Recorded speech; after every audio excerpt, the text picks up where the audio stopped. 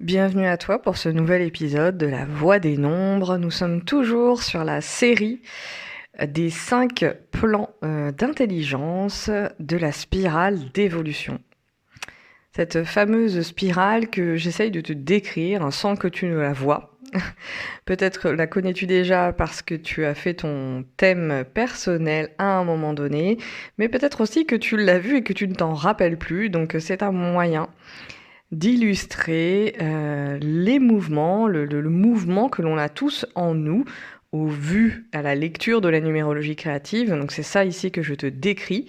Le cœur d'un thème personnel est basé sur les spirales d'évolution et d'involution. Et moi, je te décris ici dans cette série les 5 nombres qui la composent. Donc ces 5 nombres qui sont basés sur ta date de naissance. Aujourd'hui, on va voir le plan mental. On a vu dans le premier épisode, déjà je t'expliquais de quoi il s'agissait sur ces 5 plans, de quoi je parlais avec cette spirale, et puis nous avons vu le premier plan, le plan physique, le plan instinctif, le plan du corps, et je vais t'en parler aussi. On pourrait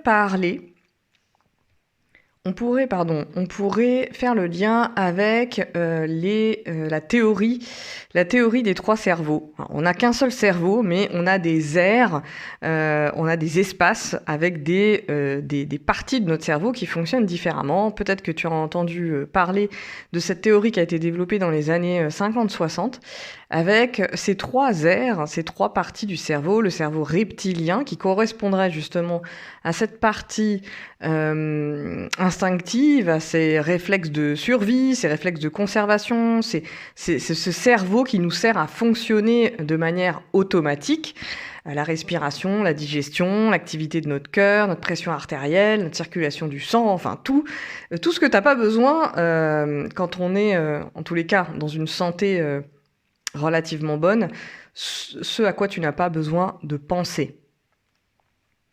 Et puis le deuxième cerveau, l'autre partie du cerveau qui serait le cerveau limbique, donc le cerveau qui sert à la mémoire, qui sert à l'émotion, à la prise de décision. C'est aussi ici que tout ce qui est lié aux motivations, à aussi comment on reçoit les sensations, comment en fait ça va conditionner notre processus de décision. Donc qui est lié à ce plan émotionnel et relationnel que nous avons regardé dans le deuxième épisode. Aujourd'hui, on va aller voir le plan mental. Ce troisième plan, et c'est intéressant de le voir dans cet ordre-là, enfin c'est l'ordre dans lequel il est dans la spirale, mais justement, je trouve que c'est intéressant de replacer notre écoute des 2 plans qui le précèdent. Et donc là, on pourrait l'associer au cerveau cognitif, ou qu'on appelle encore le néocortex, où siège le raisonnement, nos activités cognitives, de réflexion, de logique, tout ce qui est lié aux informations et au traitement de ces informations pour justement mener des actions. Et là, c'est intéressant. La théorie qui a été développée par, je crois que la personne s'appelle Paul MacLean, un neurobiologiste. En fait, lui, il associait le développement de ces 3 parties du cerveau par rapport à la théorie comme quoi il y a 600 millions d'années, il y a ce cerveau-là qui était là, après il y a 3 millions d'années, il y a cette autre partie du cerveau qui était là. Elle a été remise en question, cette notion d'évolution de ces aires cérébrales. Mais moi, j'avais plus envie de te parler de ces 3 parties du cerveau que nous avons en nous et que je trouve intéressant par rapport à ce que je t'explique sur ces 3 premiers plans.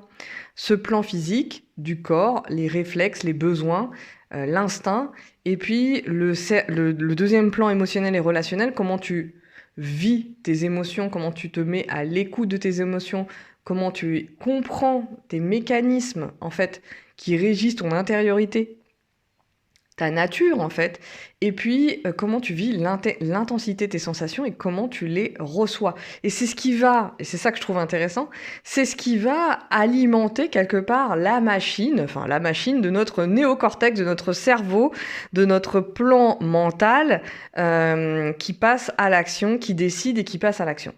Et je trouve intéressant de le voir quand c'est dans l'ombre, justement. Quand on n'a pas écouté ses premiers besoins, quand on n'a pas écouté ses émotions, qu'on n'en a pas pris le temps de vivre, peut-être, ou de se laisser traverser par ses émotions, et que du coup, au niveau du plan de la logique, du raisonnement, et du pilotage de nos actions, eh bien, il puisse y avoir comme un blocage ou même du forcing, c'est-à-dire se forcer à passer à l'action, alors que en fait, on n'est pas dedans, il n'y a pas ce flow. Donc, je trouve que c'est intéressant de faire ce parallèle.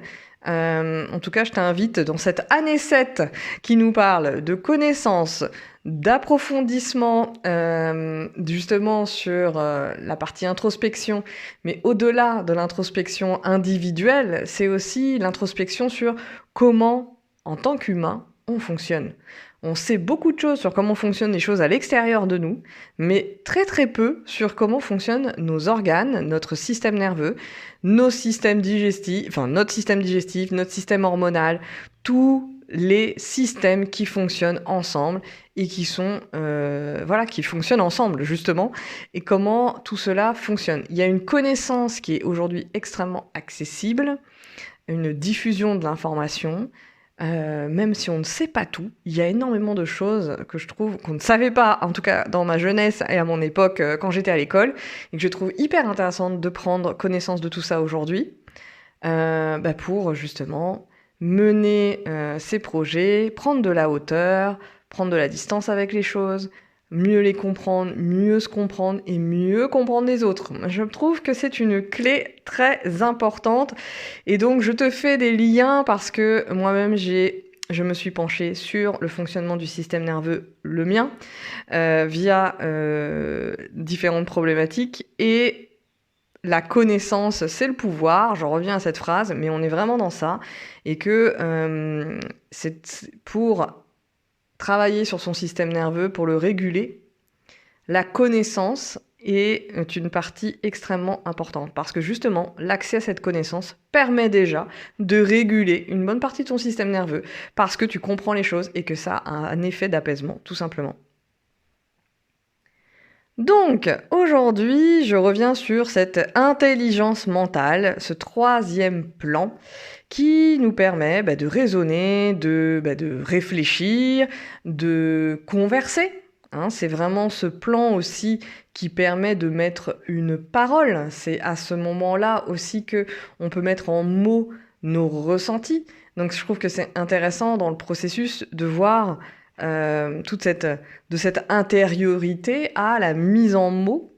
Et donc ici, on est dans un plan où on parle de traiter l'information, de comprendre, de pouvoir agir et décider en conscience, mais aussi de transmettre. Pourquoi pas? De transmettre de l'information, de transmettre ses idées, de partager ses opinions. Donc c'est un plan que moi je vois en séance, en tous les cas peut-être de moins en moins d'ailleurs, de moins en moins, puisque les personnes que je vois ont déjà beaucoup travaillé sur elles, ont déjà fait beaucoup de choses par rapport à leur propre développement personnel, leur connaissance d'elles-mêmes, et surtout les entrepreneurs, comment ils ou elles fonctionnent. Donc quand des personnes, je les vois, le plan mental, il y a quelque chose qui n'est plus aussi rigide, j'ai employé ce mot exprès, rigide que il y a quelques années quand je faisais des thèmes de numérologie, et même moi-même j'ai observé mon propre plan mental, et je t'avoue que c'était une grande révélation. Cette spirale a été une grande révélation pour moi de découvrir mes 5 nombres et ce que mon plan mental, comment se comportait mon plan mental, et qu'il était vraiment dans un état complètement, j'ai envie de dire, de dictateur. Et très souvent, parmi nous, hein, notre plan mental a été ou est encore un dictateur qui veut tout contrôler. Et ça, c'est vraiment le mental. Je pense que c'est pas inconnu à tes oreilles que je t'exprime ce genre de choses, mais dans des phases de stress, de contraction, justement, si les plans du dessus sont contractés, eh bien, justement, il peut y avoir cette notion de contrôle, cette notion de rigidité, mais cette notion aussi de limitation de ses actions. Peut-être aussi de faire tout pour de bonnes raisons. De bonnes raisons. Ces fameuses bonnes raisons, mais qui ne sont pas forcément les tiennes. Donc, ce que j'ai envie de t'expliquer ici, c'est ce que tu connais déjà. Donc, le plan mental qui nous sert donc à penser, à réfléchir, à échanger des informations, à se mettre en action, à mener ses projets. Donc, si tu es entrepreneur, si tu es professionnel, que tu es en questionnement professionnel, en reconversion, ce qui va se passer souvent dans les premières phases d'ailleurs de création, c'est une agitation de ce plan mental qui va chercher à tout contrôler et à faire d'énormes plans. On est ici sur un plan, j'ai envie de parler de stratégie, on est ici sur de la stratégie.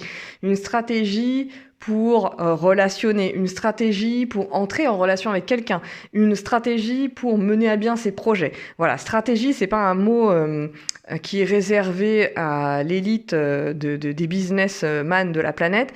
On est vraiment, tout le monde est en mode stratégique et utilise des stratégies à ses fins. Donc, ce qui est intéressant, c'est de regarder lesquels, et regarder lesquels en fonction de ses besoins. Est-ce qu'on a écouté ses besoins ou est-ce qu'on est parti écouter des stratégies qui ne sont pas les siennes. C'est-à-dire que on est parti écouter les besoins des autres, on est parti écouter la morale, on est parti écouter son passé, on est parti écouter, on agit à partir de ses peurs. On agit à partir d'insécurité. Et c'est là que c'est intéressant de regarder le cerveau reptilien, où est-ce que, justement, ton plan physique, de quoi il a besoin pour se sentir en sécurité, ou s'il est en insécurité, d'aller voir de quoi il s'agit de manière un petit peu plus profonde. Donc, si tu es en insécurité, comment tu veux mener des projets à partir de ton cœur, à partir de tes élans? Ça va être compliqué en fait. Et c'est bien pour ça qu'on observe, même en France, avec un pays qui a énormément, qui met à disposition énormément de droits sociaux par rapport au changement de carrière, d'orientation, etc., de droit de la formation au droit à la rupture conventionnelle, par exemple, eh bien, c'est extrêmement compliqué.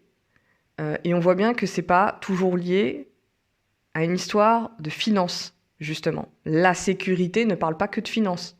Ça, c'est dedans, évidemment, mais je sais très bien que pour avoir vécu ces périodes de changement, même en ayant des allocations pendant X temps, j'étais en insécurité. Et il y a d'autres moments où, justement, j'ai pu ne pas avoir de finances et me sentir en sécurité.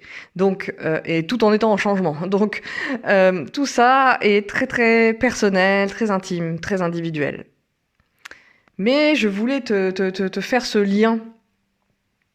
Parce que quand les plans sont complètement déconnectés, et c'est ce qui se passe énormément avec ce plan mental, c'est pour ça que je te parle de dictateur, parce qu'il peut avoir tendance à prendre des commandes et à se déconnecter complètement des autres plans d'intelligence, de tes autres intelligences. Et tu le vois sur le plan collectif, il y a eu beaucoup de personnes qui sont parties justement se reconnecter avec leur corps. Parce qu'on l'a complètement zappé. On a dopé notre cerveau, on est tous et toutes des cerveaux sur pattes, mais on a complètement zappé notre corps, nos sensations et finalement le langage, les informations qui venaient aussi du corps. Et d'ailleurs, je ne sais plus de quelle personne cela vient, mais par rapport à l'information de notre ventre. On dit que le ventre est un deuxième cerveau, mais récemment, on a aussi découvert que toutes nos bactéries qui sont dans notre ventre sont aussi des communicants, des grandes communicantes. Et les informations qui viennent de notre ventre à notre cerveau sont beaucoup plus nombreuses et nombreuses que dans l'autre sens. C'est 80% d'informations qui montent au cerveau versus 20% du cerveau qui descend au ventre. C'est lié aux recherches sur les maladies type Alzheimer, Parkinson, etc., etc., les maladies dégénératives. Donc c'est intéressant de creuser aussi là-dessus. Moi, j'ai pas le temps là de t'expliquer tout ce que je peux lire sur toutes ces informations, mais comme on est sur le plan mental, tu vois, j'avais pas prévu d'aller sur tous ces sujets, mais ça vient en même temps que je suis en train de te parler parce que ça m'active moi aussi ce plan mental justement de mise en lien. Donc je t'invite vraiment à aller à creuser ces sujets sur le système nerveux, sur le fonctionnement du cerveau, sur les neurosciences, parce que ce sont des pépites pour comprendre comment comment ton cerveau fonctionne. Je crois que j'ai dit cerveau savonne, donc c'était intéressant de parler de savon à cet endroit. Donc, notre cerveau, quand il se déconnecte de nos autres plans d'intelligence, c'est un peu le chaos, mais on a eu l'habitude de fonctionner comme ça. Et collectivement, je pense qu'on est tous en train d'essayer de retrouver un autre équilibre parce qu'on est arrivé au bout du système. Et notamment cette année 7 qui nous parle de santé mentale. De santé mentale. À un moment donné, c'est pas pour rien qu'il y a énormément de burn-out, énormément de dépression, bien avant la période de ces 2 dernières années, il y avait déjà des dépressions, il y avait déjà des burn-out, mais et même à l'époque, on parlait même pas de burn-out, on parlait de dépression. Ce mot burn-out n'était pas connu. On a épuisé les corps en se servant uniquement du cerveau. Et on est doué pour ça. Dans le pays où nous vivons, on est doué pour ça. Donc, il y a collectivement ce retour au corps. Et dans cette année 7, c'est pas juste un retour au corps sans comprendre. C'est un retour au corps pour comprendre ce qui se passe, pour justement intégrer. Et c'est ça que je trouve intéressant. C'est comme si notre cerveau, notre néocortex, se remettait à notre service. Et là, le plan mental, c'est ce que je dis en séance avec mes clientes, justement, c'est comment mettre ce plan mental au service des autres plans. Parce que justement, comme il a un potentiel de fou de se déconnecter des autres plans, ça veut dire que quand il est en connexion, imagine tout ce que ça peut donner. Imagine comment ça peut être harmonieux finalement. Donc, je t'invite ici à observer ta manière à toi de réfléchir, de penser, d'alimenter tes nouvelles idées, tes nouvelles créations. Comment tu échanges avec les autres des informations. Comment tu apprends de nouvelles informations. Comment tu te prépares à passer à l'action. Ça, en général, tu connais bien. Comment tu prépares tes projets. Voilà, comment tu structures les choses, comment tu t'organises, comment tu mets de l'ordre.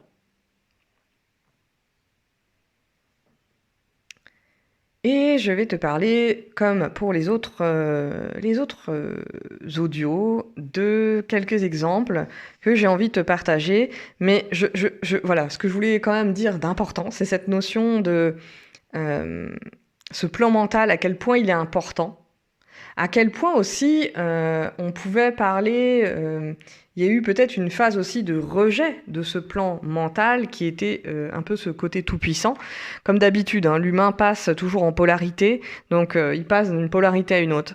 Ce plan mental, il est magnifique en fait. C'est un bijou de développement, c'est un bijou technologique. Au moment où on est en train tous de parler, on est en tous de parler, en tout cas en tant qu'entrepreneur, je sais que c'est un vrai sujet, parce que ça touche à la créativité, ça touche à la création, ça touche à nos emplois, ça touche au métier. L'intelligence artificielle, un vaste sujet. Et c'est hyper intéressant que ça sorte dans cette année 7, justement, qui parle de ça, d'esprit, de spiritualité et d'intelligence et de stratégie. Donc, ce plan mental, pour moi, c'est comme si cette année 2023, ça nous demandait de nous réconcilier avec ce plan mental, de le comprendre, de comprendre la mécanique de notre propre cerveau, de notre propre fonctionnement global de nos corps, vraiment de nos cellules jusqu'à nos organes émonctoires, comment on élimine, etc., etc. Ça demande en tous les cas, d'entrer en nous, en fait, d'oser y aller, d'arrêter d'être à l'extérieur et de ne pas savoir pourquoi on ressent ça, comment faire quand on ressent quelque chose, de sortir de la superficialité de certaines théories du dev perso, tout ce qui est, je sais pas moi, croyances positives. Enfin bref, il y a tellement de superficialité. On n'a plus besoin de cette superficialité à partir du moment où on ose rentrer à l'intérieur de notre fonctionnement. Et il y a plein de biais pour y rentrer. Moi, je te propose le biais de la numérologie créative et de mes connaissances, et de mes expériences surtout. Mais il y a plein de moyens d'entrer dans ces connaissances-là. Il y a énormément de livres sur les sujets, il y a énormément de podcasts sur les sujets. Bref, tu me demandes si tu as besoin et je me ferai un plaisir de t'orienter. Mais ce qui est hyper important, je suis partie dans une autre boucle, et ce que je voulais te dire, c'est surtout que ce plan mental, quand il est connecté aux autres plans d'intelligence que nous avons en nous, il y a cette notion de liberté. Tu vois, quand je te parlais de mener des actions en fonction des peurs, je pense que l'humanité a beaucoup fonctionné de cette manière au cours des 50, 60 dernières années. Je ne compte pas avant parce que je trouve que c'est intéressant de regarder ce qui est récent. Mais ce fonctionnement d'après-guerre, basé sur la peur, basé sur des choses qui n'ont pas été questionnées, qui n'ont pas été guéries, qui n'ont pas été soignées certainement, des générations entières de personnes qui ont vécu différents types de traumatismes, des traumatismes avec un grand T, des traumatismes liés à ce qu'on appelle du trauma développemental. Bref, il y a énormément de choses qui sont intéressantes de regarder parce que c'est comme si nous étions prêts à le faire. Et ça amène quoi pour moi? Cette notion de libre arbitre. C'est-à-dire que si on sort d'un fonctionnement de peur, si on sort d'une mise en action basée sur des peurs, individuellement et collectivement, imagine ce que ça donne comme société ou même comme monde. Si tout le monde se sent libre d'agir à partir d'autre chose que de la peur, et peut-être plutôt de l'amour ou d'un élan de générosité ou que sais-je, de la joie, imagine ce que ça peut donner. Donc on est dans cet épisode, forcément, comme on est en année 7, j'ai peut-être plus de choses à dire ici en lien avec le plan collectif parce que pour moi, ce plan particulier du plan mental et le plan d'après, donc on va voir dans l'autre épisode le plan spirituel, ces deux plans-là sont extrêmement challengés, sont extrêmement reconditionnés, remis sur la table, repensés et j'ai envie de dire réintégrés parmi le reste. Et pour nous donner justement, nous permettre d'accéder à notre libre arbitre, à la beauté de notre libre arbitre pour faire ce que nous avons envie de faire. Et ça, tu peux le voir, d'ailleurs tu peux l'examiner à travers tout un tas de choses et des sujets collectifs du moment où collectivement, il y a des personnes qui disent stop, qui disent non, malgré des pressions, malgré différentes mots qu'on adresse au collectif en ce moment, si on voit en France ce qui se passe, on appelle, c'est comme s'il y avait une partie des personnes qui gouvernent ce pays qui faisait appel à la raison, au mental, à quelque chose de très basé sur les peurs. Si tu ne fais pas ça, il va se passer ça. Donc c'est assez intéressant.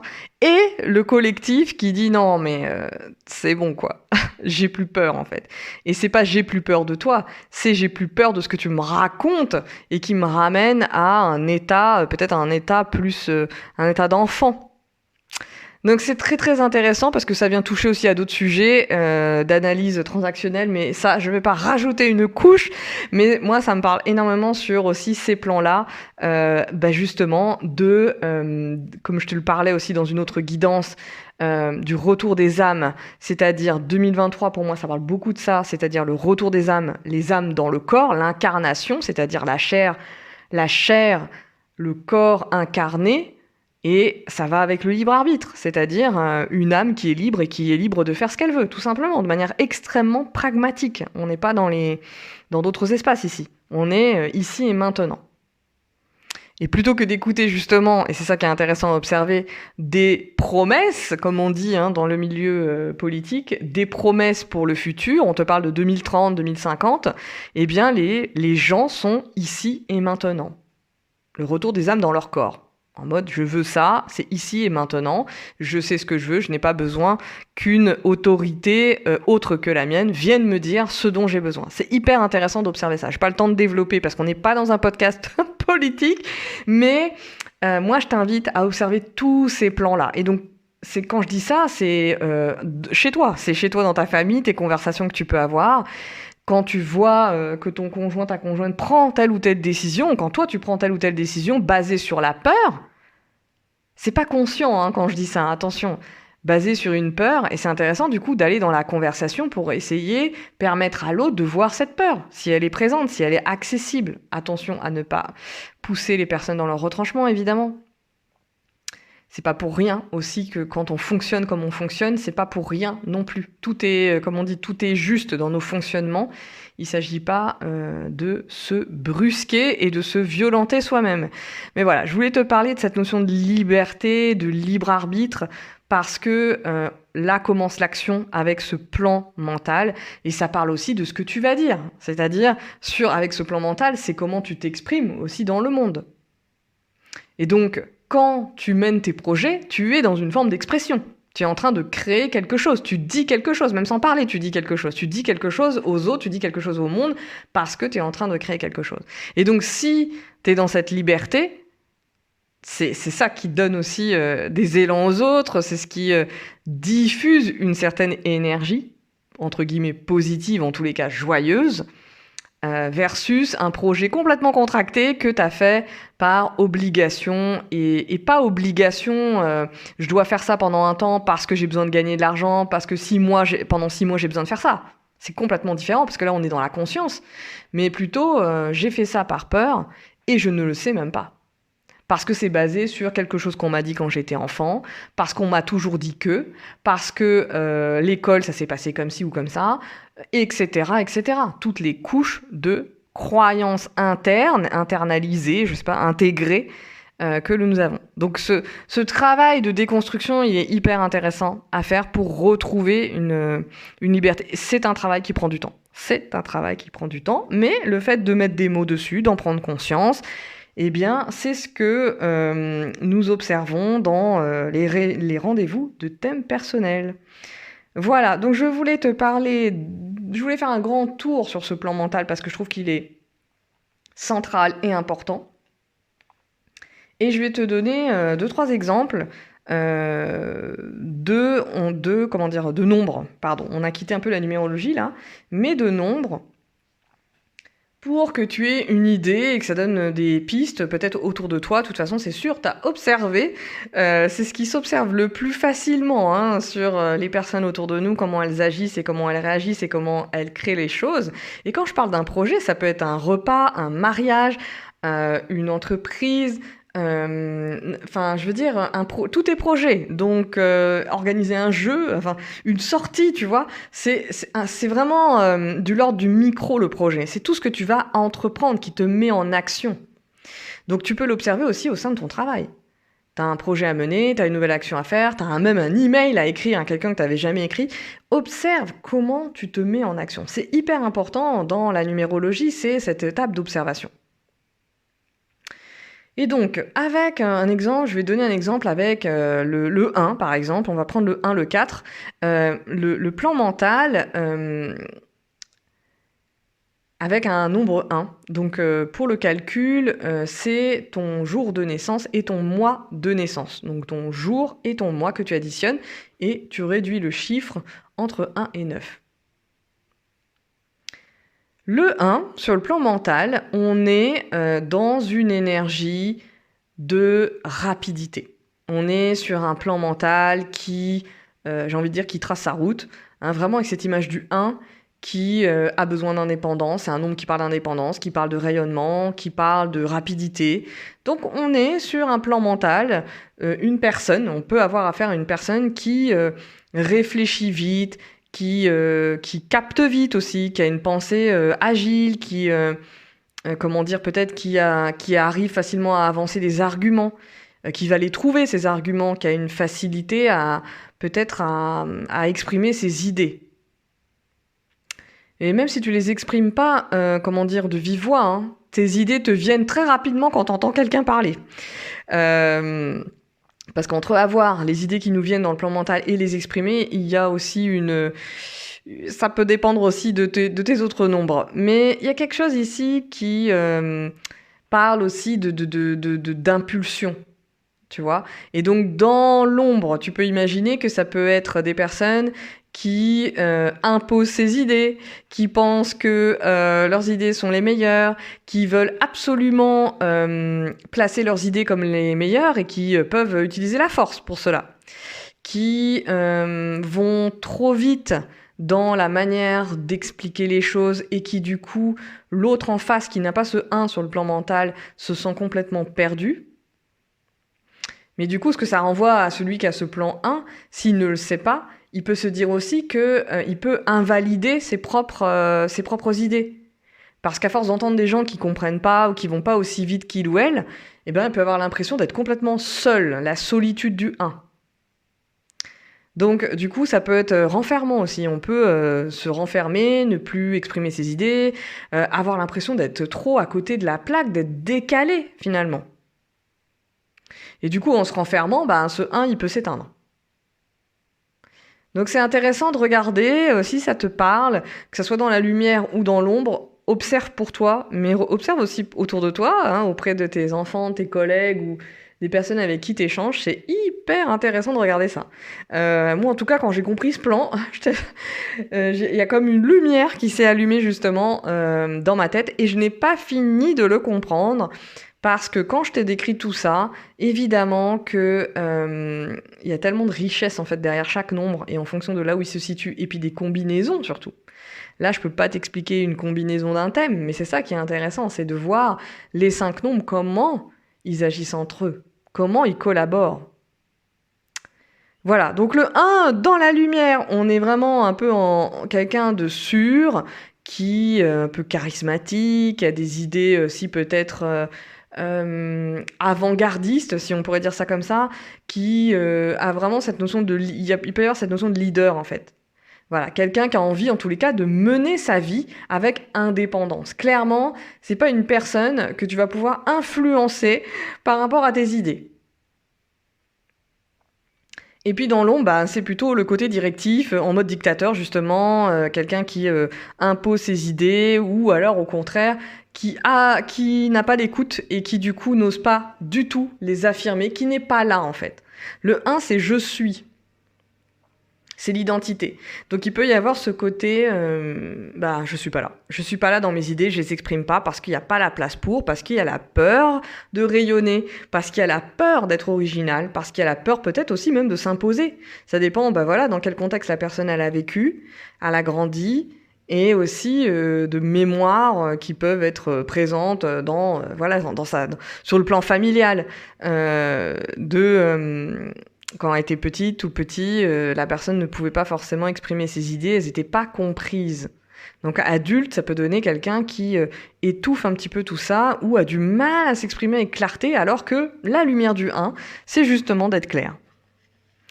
Voilà, donc je t'invite à observer comment ce 1 te parle, parce que même si je parle pas de ton nombre, ce 1 va te parler.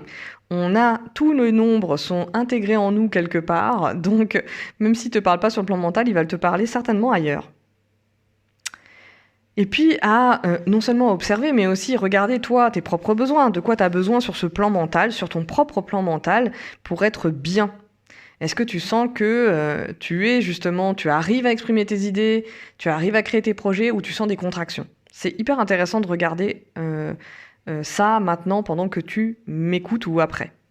Et puis aussi, évidemment, de voir là où tu es justement la plus ou le plus agile. Ça, c'est super. Enfin, je pense que le plan mental, on l'a beaucoup exploré, donc on peut reconnaître aussi ses propres talents. Mais j'ai envie de dire, il est temps.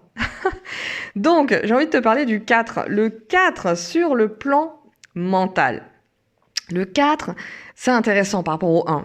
Ici, on est plus dans un côté où tu vas avoir affaire à une personne, où tu es toi-même une personne qui a besoin de prendre le temps. De prendre le temps pour penser, pour structurer sa pensée, pour être aussi dans une pensée qui va être très reliée à la réalité, au pragmatisme. Tu vas construire tes projets avec patience, tu auras besoin de sécuriser tes projets avant de... Enfin, ça fait partie de ton ADN, j'ai envie de dire, de sécuriser les marches avant de passer à autre chose. Tu vas avoir besoin aussi, ou c'est quelque chose qui te plaît, de prendre des responsabilités et de mener tes projets avec sérieux, d'être dans une forme de maturité. Et en tous les cas, tu auras besoin dans les projets que ça se concrétise. Clairement, t'es pas ici juste pour diffuser des idées, tu es là pour que ça se réalise dans la matière. Donc, c'est intéressant parce que là, on va retrouver des personnes aussi qui, si vous êtes dans des salariés, dans des organisations, très clairement, on va apprécier votre pragmatisme et votre réalisme et votre capacité à faire les choses. Dans l'ombre, eh bien, on va être plutôt dans, le fait de prendre trop de responsabilités, de s'épuiser dans toutes ces charges. Parce qu'on va sentir chez vous cette capacité à prendre en charge énormément de choses, eh bien, vous allez en prendre trop sur le dos. Et vous allez vous fatiguer, vous épuiser. Vous allez peut-être aussi, à force de sécuriser tous les projets, ça va être compliqué pour vous peut-être d'en changer. Si vous devez changer de projet, si vous devez être le rajuster. Si vous êtes entrepreneur et que vous devez être dans une phase de changement, ça va être compliqué. Il peut y avoir de l'anxiété. Là, vraiment, sur le plan mental, on peut être dans une forme d'enfermement. Voilà, ça peut parler de ça, d'insécurité excessive, de penser au futur en étant complètement inquiet, de s'enfermer dans ses peurs, de s'enfermer dans des détails aussi, d'être tellement focus sur du détail, et du coup se fatiguer et s'épuiser à ça en fait. De limiter peut-être l'envergure des projets. C'est-à-dire d'être tellement dans le réalisme que du coup, de tout ce qui est notion d'ambition, de faire grandir, c'est pas pour vous. Voilà, donc et ça peut se vivre dans la lumière comme dans l'ombre. Donc c'est intéressant de regarder aussi ici, est-ce que vous êtes dans un excès de sécurité ou au contraire, cette sécurité, elle est nécessaire pour mener votre projet aujourd'hui ou alors au contraire, vous sentez que là, vous êtes dans un espace trop restreint et trop réduit. Donc voilà, je voulais parler de ces deux nombres que je trouve intéressants à écouter. Il y a d'autres plans, 7 autres plans, mais par exemple, si je vous parle de l'énergie 6, il y a vraiment l'énergie 6 sur le plan mental, c'est vraiment cette notion d'engagement. Il y a besoin de s'engager, il y a besoin de faire des projets avec la beauté. Le 6, c'est l'énergie de l'artiste. Donc il y a besoin vraiment de trouver un équilibre dans le projet. Et dans l'ombre du 6, ça va être aussi, c'est très relié aussi à la responsabilité, le surengagement. Se surengager ou alors ne pas s'engager, ne pas être là, ne pas s'engager dans les projets, être complètement fuyant dans le fait de s'engager, ne pas avoir peur de mener un projet parce que justement, il va y avoir trop d'intensité émotionnelle. Voilà, donc je te donne des exemples comme ça pour que tu sentes un petit peu de quoi ça parle, mais je m'arrête là pour cet épisode. Donc je te rappelle, on était en train de parler du plan mental, cette intelligence mentale qui pour moi est très reliée à la notion de liberté parce que ça parle de liberté intérieure à une liberté extériorisée via les créations que tu vas mener dans ta vie et aussi par rapport à ce que tu diras, enfin, ce que tu auras envie de partager au monde, tout simplement, sans te censurer. Et donc, c'est très, très relié à la liberté. Et d'ailleurs, ce plan-là, on l'appelle clé de transformation. Donc, je trouve que c'est intéressant, d'avoir pris un peu plus de temps pour t'expliquer ce plan.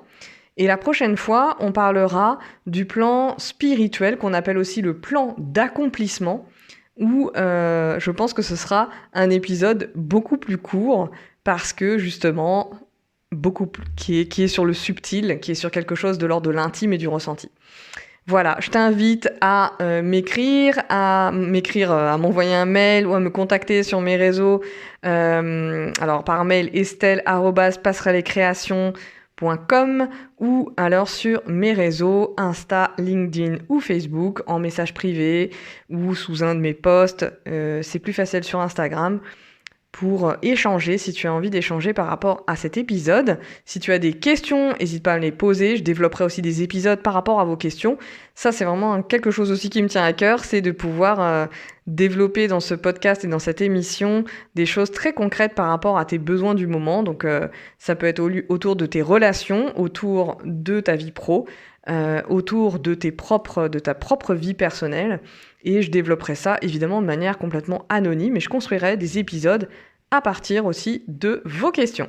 Voilà, donc j'espère que cet épisode t'a plu. Hésite pas, normalement là il va être disponible sur toutes les plateformes et notamment YouTube aussi. Il n'est pas encore dispo sur Apple Podcast. Il faut faire une démarche spécifique pour qu'il soit dispo là-dessus. Donc ça ne saurait tarder.